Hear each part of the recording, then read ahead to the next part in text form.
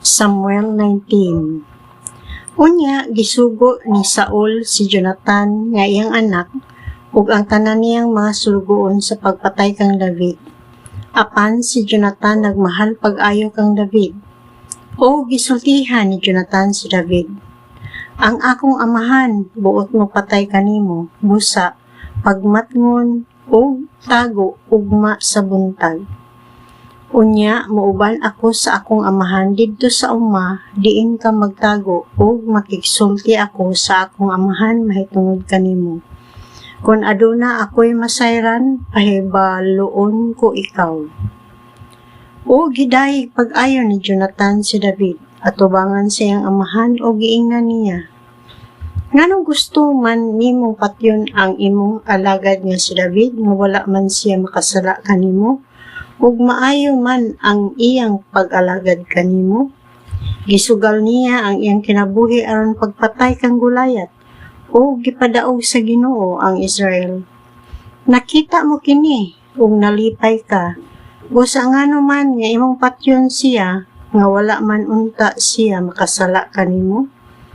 May patuo si Saul kang Jonathan ug iyang gipanumpa sa Ginoo nga dili niya patyon si David. Gitawag ni Jonathan si David o gisuginlan niya niining tanan. O gidala ni Jonathan si David ngadto kang Saul o didto nag-alagad na usab siya kang Saul. Unya may gubat na usab o si David miasdang o nakig-away sa mga Filistihanon. Daghan ang iyang napatay ug ang uban nanagan. Gipadad-an na usab sa Ginoo si Saul ug daotang espiritu samtang naglingkod siya sulod sa iyang balay nga nagbitbit og bangkaw. Nining higayuna si David nagtugtog sa iyang alpa o gibangkaw ni Saul si David. Apan nakalikay si David o mitaroy ang bangkaw sa bumbong. Human niining hitabua mikagyo si David. Niadtong gabi una nagsugo si Saul og mga tao aron pagpaniid kang David sa iyang balay aron patyon siya sa pagkabuntag. Apan ang asawa ni David nga si Michal miingon kaniya, kung dili ka mo ikyas karong gabi una ug mapatyon ka sa akong amahan. Busa gitunton ni Michal si David gikan sa bintana ug milaya siya. Unya, mikuha si Michal og usa ka larawan sa Diyos o gipahigda niya kini sa higdaanan. O gipaunlan sa unlan nga hinimo sa mga balhibo sa kanding o gitabunan niya kinig panapton. Sa pag-abot sa mga sinugo ni Saul aron pagdakop kang David, giingnan niya sila, nagdaot siya. Unya, nagsugo si Saul, alsahan ninyo si David, lakip ang iyang higdaanan ug dad-a dinhi kay patyon ko siya.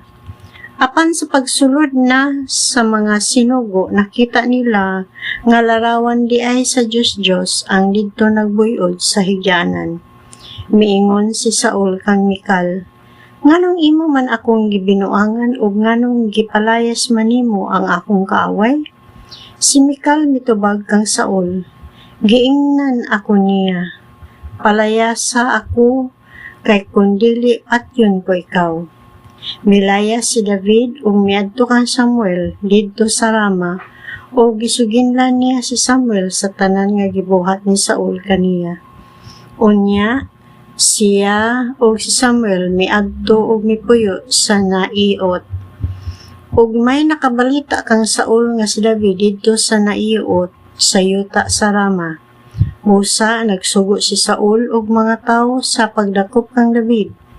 Sa pag-abot nila didto nakita nila ang pundok sa mga propeta nga nanagna o si Samuel mo'y nangulo kanila.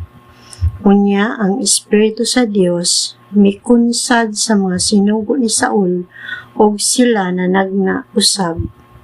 Sa pagkabalita ni Saul niini, nagsugo siya laing mga tao ug sila nanagna usab. Unya siya nagayod ang miadto sa Rama ug miabot siya sa dakong atabay. sa seko ug unya nangutana siya. Hain man si Samuel o si David, may miingon, atua sila sa nayot, sa yuta sa Rama. Busa, miadto siya sa naiyot o samtang naglakaw siya, gikonsaran usab siya sa Espiritu sa Dios hangtod sa naiyot. Ug unya gihubo niya ang iyang bisti ug nanagna usab siya diha sa atubangan ni Samuel ug naghigda siya nga walay bisti tibok adlaw o gabi. Mao kini ang sinugdanan sa panultihon nga propeta na ba usab di ay si Saul.